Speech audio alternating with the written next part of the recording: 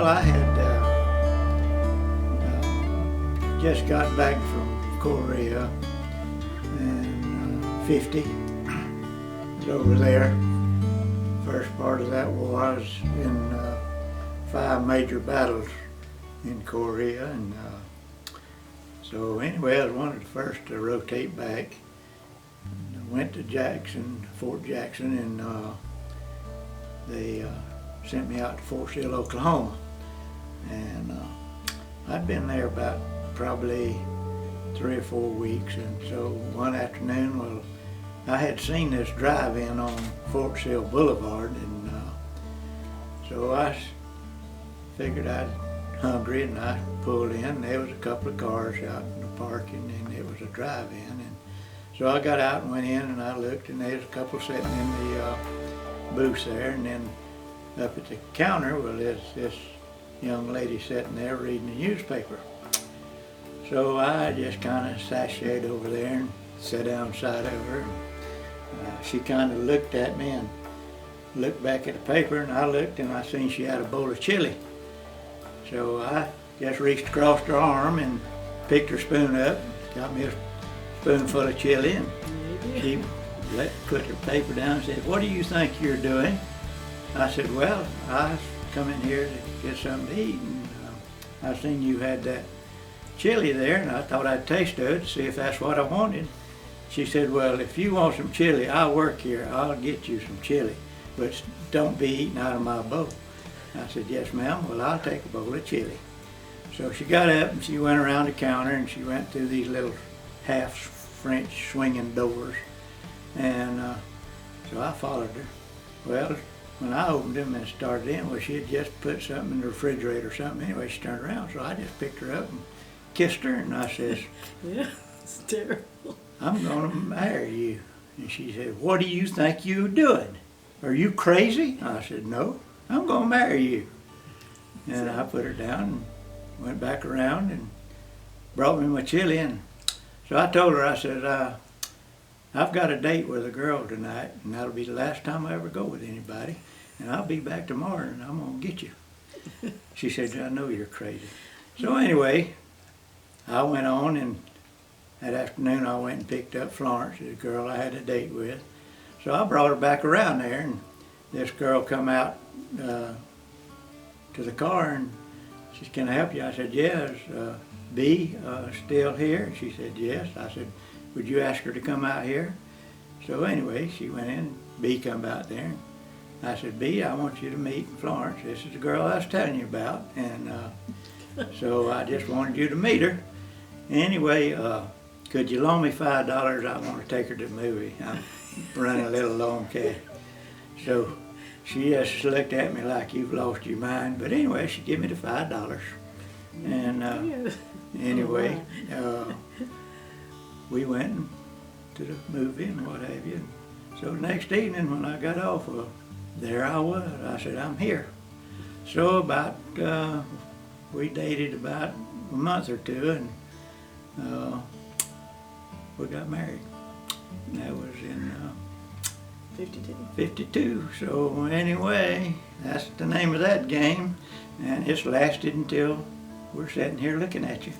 Because I was going with a girl up there, and I met this preacher. His name was Wise, and so anyway, it was on a Saturday afternoon, and we went to his house just before dark, and we took the witnesses with us. Went up, knocked on the door, and he came to the door, and he had a chicken leg in his hand, and he said, "Can I help you?" I said, "Yes, I want to get married." And he said, "Well, do you have your license?" I said, "Yes." He said, "Well, let me finish supper, and y'all go over there and sit down, and I see you brought some witnesses." So when he got through eating, he came over there. Well, he was just a normal soldier, you know, so I didn't really pay any attention to it until he started fooling with me. So then of course, I couldn't believe that he was saying what he was saying, and I was responding to it. That's what was worse. But anyway, yeah, it was, and I thought he was about the smartest, cockiest thing I'd ever seen in my life. I wasn't attracted to him at all. I was angry. So anyway, and why I It's loaning the $5, I don't know to this day. But anyway, several people's paid me back, but he hasn't.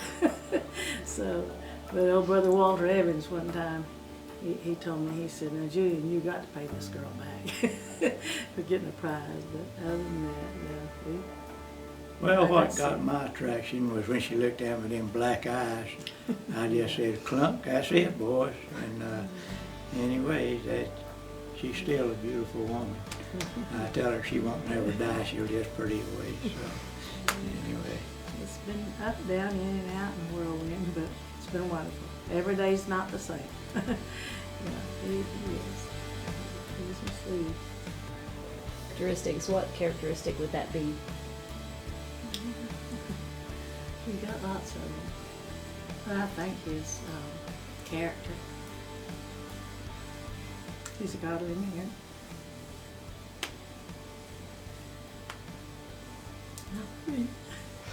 That's a blessing.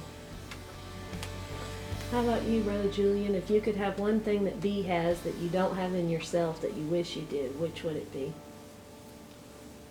Well, she's the most unselfish person that you'll ever be around. She's doing for others at all times, and she never thinks of herself. She puts others above and beyond, and she just wants to help and be a part of people's life, and always go, you know. Very seldom knows what a seat feels like because she don't ever sit down, and just helping people, being of a help to others to make their life more pleasant.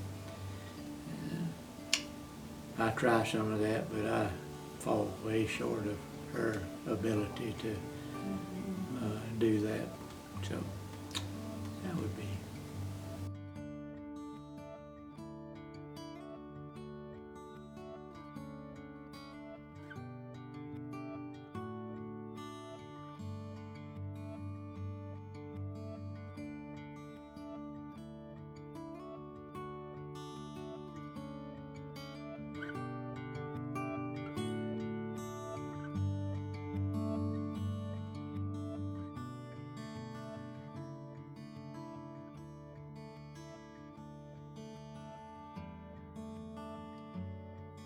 My wildest dream.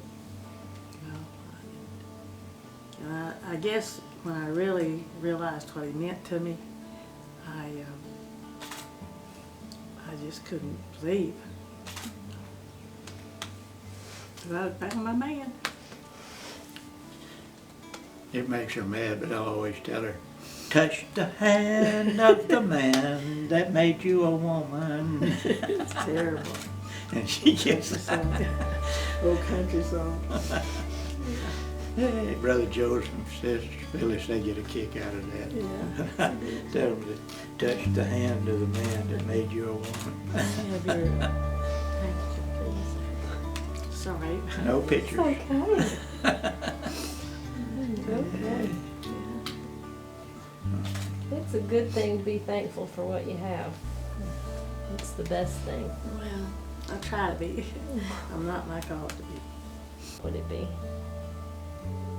Well, of course, a feeling of love, that not lust, but love toward the one you're wanting to share your life with, is the first.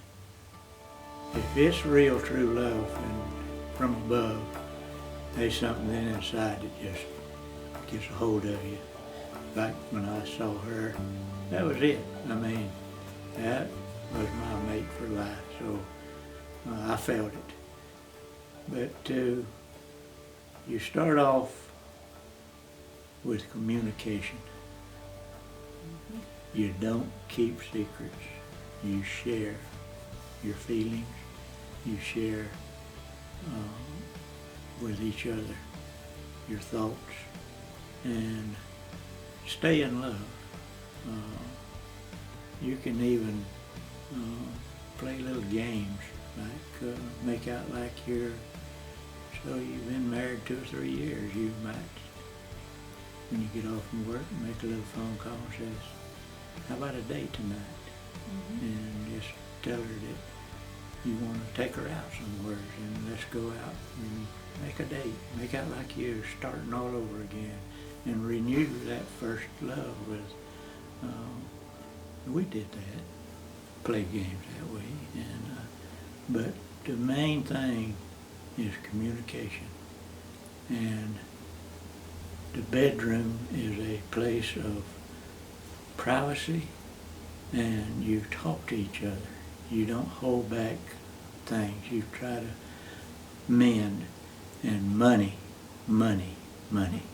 is the ruination of a lot of marriages. You have to work together, you plan together, and you try to buy what you need and not what you want. Wants, clean a pocketbook out. Needs, keep it in a neutral. So you're not mom and daddy anymore at home and get what you want. You're on your own, and you should both grow up and be adults and not remembering, well, I had this at home. Mama did. No, Mama ain't there no more. You're on your own, and you make best of everything. Keep your money, your bedroom, and communication, those 3 things. You'll be sitting here maybe one day doing this talking with 60 years under your belt, being married and still much in love. It grows, love grows, and you should express it to one another. And every once in a while I embarrass Bea because I like to love on her and kiss her right when I don't care who's around, because I love her. And from in here, there's a difference in love and lust. So if you're lusting, get that out of your system and start loving, and then you got the right one. But if you marry for lust, it'll last about that long, then you're lusting for something else, and it'll break your marriage up. So that's my advice to you young folks. Just get with it and love each other and share with each other, and forget, when you leave mom and daddy and you own a life of your own, and work with each other, suffer with each other, have joy with each other, and you'll have a happy life, guaranteed.